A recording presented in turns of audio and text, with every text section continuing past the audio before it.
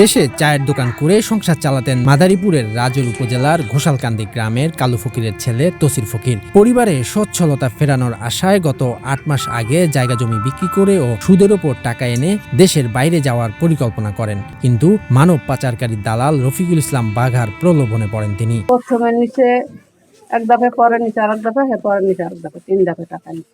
মোট কত টাকা নিছে? 35 লাখ। 35 লাখ।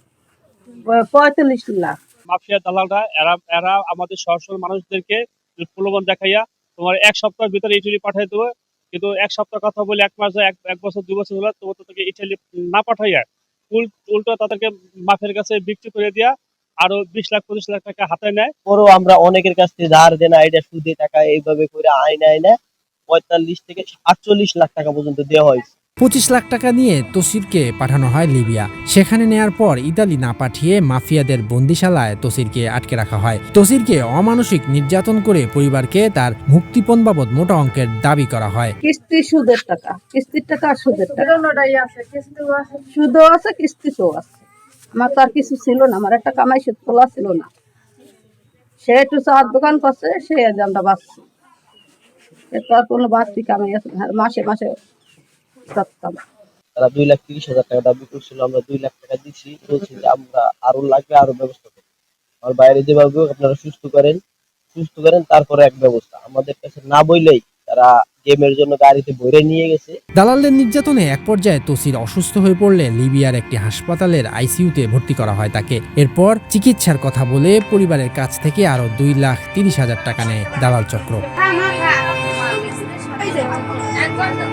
এক পর্যায়ে তার মৃত্যু হলে লাশ গুম করার জন্য গেম ঘরে নিয়ে যায় মানব পাচারকারীরা। তবে গেল মঙ্গলবার লিবিয়ায় অবস্থানরত পরিচিতরা মৃত্যুর খবরটি বাড়িতে জানিয়ে দিলে আহাজারিতে ভেঙে পড়েন স্বজনরা।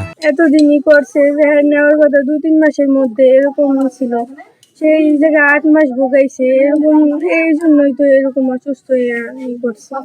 গেম কাল গেম গেম দিয়া অসুস্থি ইয়ে করে নাতে আবার মাফিয়ারা মারছে এই হাত পাও ফাড়াইয়ে হেলাইছে। এদিকে বাড়ি ছেড়ে পালিয়ে গেছেন মানব পাচারকারী দালাল রফিকুল ইসলাম বাঘা ও তার পরিবার। এ ঘটনায় দালাল চক্রের বিচার ও নিহত তসিরের লাশ দেশে ফিরিয়ে আনার জন্য সরকারের কাছে দাবি জানিয়েছেন পরিবার ও এলাকাবাসী। তারা আমাদের কাছে স্বীকারই করতেছে না যে আমার ভাই মারা গেছে, ঠিক আছে।